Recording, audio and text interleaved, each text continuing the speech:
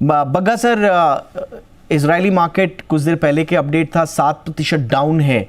अब सबकी नज़र ये है कि अंतर्राष्ट्रीय बाजारों पर और ख़ास तौर से भारतीय बाजार पर सर क्या इम्पैक्ट रहेगा, आपका असेसमेंट?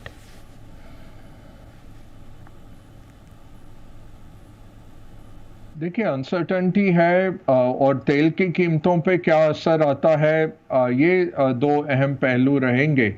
ओवरऑल इजराइल की इकोनॉमी $500 बिलियन की है, इतना कोई इम्पैक्ट नहीं है। इजराइल के अगर इंपोर्ट एक्सपोर्ट भी देखें, ज़्यादातर high value added technology items का है, डायमंड्स का है। तो वैसे तो आप कह सकते हैं इतना इम्पैक्ट नहीं आना चाहिए, बट क्योंकि मिडल ईस्ट में स्थित है, क्योंकि ईरान प्रॉक्सी वॉर खेल रहा है, तो अगर ईरान पे कुछ हमला होता है और वो फिर तेल रोकता है स्ट्रेट ऑफ हॉर्मुज़ में, तो पर्शियन गल्फ में संकट आ सकता है। तो इसके चलते, अनसर्टेनिटी के चलते, हो सकता है तेल की कीमतें कल बढ़ें, और तेल की कीमतें बढ़ने पर थोड़ा सा अनसर्टेनिटी आएगा बाजार में। सोना और डॉलर की तरफ लोग बढ़ेंगे, सोना खरीदा जाएगा, डॉलर खरीदा जाएगा, सेफ हेवन बाइंग थोड़ी बहुत आएगी। बट ओवरऑल इतना इम्पैक्ट नहीं है ग्लोबल मार्केट्स पे, बट अनसर्टेनिटी का इम्पैक्ट आ सकता है। ऑलराइट सर, और ये कब तक इम्पैक्ट रहेगा सर? आपका असेसमेंट क्या कह रहा है, दीर्घकालिक रहेगा या शॉर्ट टर्म?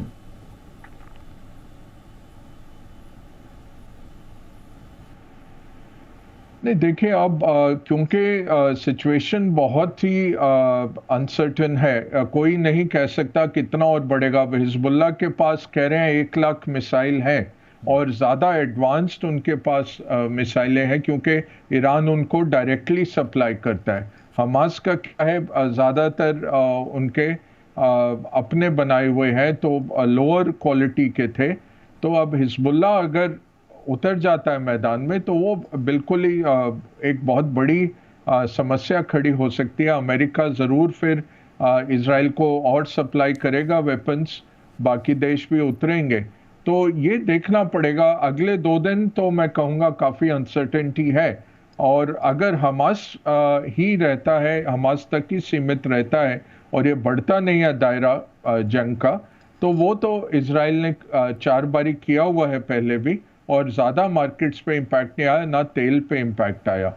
बट इसमें डर क्या है ना दीपक जी, एक तो है कि अगर ईरान डायरेक्टली आता है, तो ईरान पर्शियन गल्फ में काफ़ी शिपिंग रोक सकता है। दूसरा, जो ईरान ने पहले भी किया था, सऊदी के ऑयल रिफाइनरीज और ऑयल प्रोडक्शन फैसिलिटीज़ पे ड्रोन के द्वारा हमला, तो इस तरह की चीज़ों का संकट और बढ़ जाता है। तो इसलिए अब जब तक ये क्लैरिटी ना आए कि ये बढ़ेगा, इसका दायरा कि गाज़ा तक सीमित रहेगा, कुछ भी कहना मुश्किल है। मार्केट क्या करेगा, market worst case scenario factor in करके थोड़ा गिर सकते हैं कल। और सोना और डॉलर की खरीदारी, येन की खरीदारी, स्विस फ्रैंक की खरीदारी, इस तरह की हमें देखेंगे खरीदारी होते हुए। नेतन्याहू भी कह रहे हैं कि ये वॉर अब लंबी चलेगी और संभवतः अब निर्णायक वॉर हो। तो लॉन्ग टर्म इसके क्या इम्पैक्ट्स हो सकते हैं सर, इकोनॉमीज पर, मार्केट में और ग्लोबल जियोपॉलिटिक्स में?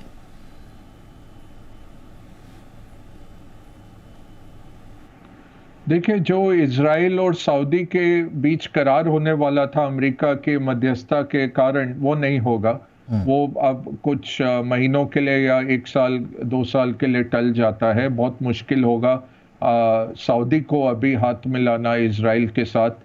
दूसरा, जो बड़ी बात है, तेल की कीमतों पे असर आता है। 1973 ऑनवर्ड्स देखें तो जब भी मिडल ईस्ट में क्राइसिस आया है, तो तेल की कीमतें बढ़ी हैं। क्योंकि इस आशंका से कि ईरान क्या करेगा, और ईरान क्या तेल की जो डिस्ट्रीब्यूशन चेन है उसको क्या इम्पैक्ट करेगा, ईरान अगर वो खतरे में आया तो 1-2 टैंकर गिराने पर्शियन गल्फ में और पूरा रास्ता रोक देना कोई बड़ी बात नहीं है ईरान के लिए। तो वो संकट रहता है। ओवरऑल अनसर्टेनिटी बड़ी है, बट फिर भी इकोनॉमिकली फंडामेंटली देखें तो इजराइल की इकोनॉमी इतनी बड़ी नहीं है कि उसका असर दुनिया में पड़ जाए। जियोपॉलिटिकली और उसकी जो जहाँ पे वो बेस्ड है मिडल ईस्ट में, जहाँ अभी भी 30-35% रोज का तेल का उत्पादन है जिस रीजन से, वहाँ पे असर आ सकता है, उसके कारण अनसर्टेनिटी आएगी। बाकी आप देखें तो पैलेस्टीनियंस का चल रहा है काफ़ी टाइम से, और ये हमास भी 2007 से जब सरकार इन्होंने बनाई तब से हैं ये। कतार ने $1 बिलियन भी दिया है इनको एड में, गवर्नेंस के लिए और अच्छी वेलफेयर स्टेट क्रिएट करने के लिए। वो सब इन्होंने आर्म्स में यूज़ कर लिया, और ईरान के प्रॉक्सी हैं ये, पीछे से हिजबुल्लाह के साथ क्लोज हैं क्योंकि दोनों के पीछे ईरान है। तो ये अनसर्टेनिटी आती है। बट बाकी जो मार्केट्स में चल रहा है issue, higher for longer interest rates और यूएस इकोनॉमी कितनी स्ट्रांग है, फेड का क्या रिएक्शन है, आई थिंक वो सब चीज़ें ज़्यादा अहम है। इसमें जैसे यूक्रेन में भी आप देखें, पहले असर ज़रूर आया मार्केट्स में, बट कुछ ही महीनों के बाद मार्केट्स रिकवर कर गए, और वो काफ़ी बड़ा एक दायरा था, ये बहुत छोटा है। 9 मिलियन की इजराइल की पॉपुलेशन है, 2 मिलियन लोग गाजा में है, 500 बिलियन का इनका कुल टर्नओवर है, और मिडिल ईस्ट के एक कोने में बैठे हैं। तेल का ही लिंकेज है, बाकी ज्यादा कुछ इम्पैक्ट मुझे आते अभी तो नहीं दिखता। ऑलराइट सर, अनलेस ईरान अगर डायरेक्टली इन्वॉल्व हो जाए, वो फिर बदल जाते हैं सब इक्वेशंस। अमेरिका की राजनीति में इसका क्या इम्पैक्ट होगा? ट्रम्प साहब का बयान भी आ गया कि इजराइल का अटैक जो है वो अमेरिका को इस तरह से दिखा रहा है कि हम वीक और इनइफेक्टिव हैं, और ये बाइडेन की छवि को बुरी तरह से प्रभावित करेगा और ट्रम्प की दावेदारी को और मजबूत करेगा। तो ये जो कॉन्फ्लिक्ट है, ये इससे अमेरिका की पॉलिटिक्स पर क्या इम्पैक्ट हो सकता है सर?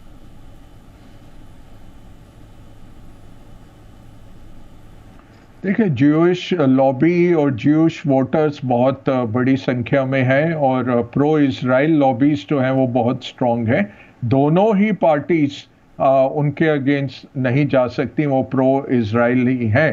अब यही है कि आज अनुमान है कि बाइडेन कुछ मिलिट्री एड की घोषणा कर देंगे, और वो मिलिट्री एड इजराइल की तरफ भी अग्रसर हो जाएगी।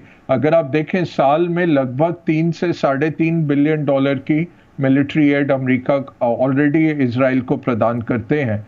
तो बहुत क्लोज उनका रिलेशनशिप है, और अमेरिका का बहुत बड़ा एक एम्यूनिशन का स्टोरेज भी है रीजन के लिए, इजराइल की धरती के ऊपर ही। तो बहुत आसान रहेगा वो ट्रांसफ़र करना इजरायलियों को। तो लगता है कि आज वो अनाउंसमेंट हो जाएगी। ट्रंप का कहना ये है कि देखिए, मेरे कार्यकाल में मिडिल ईस्ट में कुछ एक्शन नहीं हुआ, और मैंने उल्टा हाथ मिलवाने की कोशिश की थी सबके साथ। बाइडेन ये कहेंगे कि हम ट्रेडिशनल स्टेट क्राफ्ट में बिलीव करते हैं, ट्रेडिशनल डिप्लोमेसी, और सऊदी और इजराइल को लगभग हम हाथ मिलवा ही रहे थे। तो ये तो टेररिस्ट के ऊपर किसी का कंट्रोल नहीं है। तो एज सच दोनों तरफ का ही सपोर्ट है इजराइल के लिए, और जो ज्यूइश वोटर्स हैं वो भी दोनों तरफ ही इक्वल हैं। ये ज़रूर है कि डेमोक्रेट्स में जो प्रोग्रेसिव लॉबी है, जो मुस्लिम एमपीज़ हैं, और जो और सो कॉल्ड प्रोग्रेसिव कॉकस है डेमोक्रेट्स का, उन्होंने बहुत मिले जुले से रिस्पांस दिए। उन्होंने कहा कि बेहतर है कि इधर अमन और शांति की तरफ कार्य किया जाए, उन्होंने कंडेम नहीं किया। तो वो जो फॉक्स न्यूज़ वगैरह राइट विंग चैनल्स हैं, वो उनकी काफ़ी भर्त्सना कर रहे हैं इस बारे में। वो जैसा मुस्लिम देशों ने बोला, वैसा ही इन कांग्रेसमैन ने या कांग्रेस विमेन कहिए, उन्होंने ये घोषणा की है। तो वहाँ पे थोड़ा अटैक होगा, बट अदरवाइज बाइडेन ज़रूर वीक होते हैं। बट बाइडेन क्या कर सकते हैं? अगर टेररिस्ट अटैक किसी एलाई के धरती पे होता है, आप बाइडेन को डोमेस्टिकली नहीं पकड़ सकते, बट सऊदी का वो करार कर देते तो एक अच्छा मूवमेंट था। जैसे जिमी कार्टर का 1979 में कैंप डेविड में फिलिस्तीन और इजराइलियों को बुलाना था।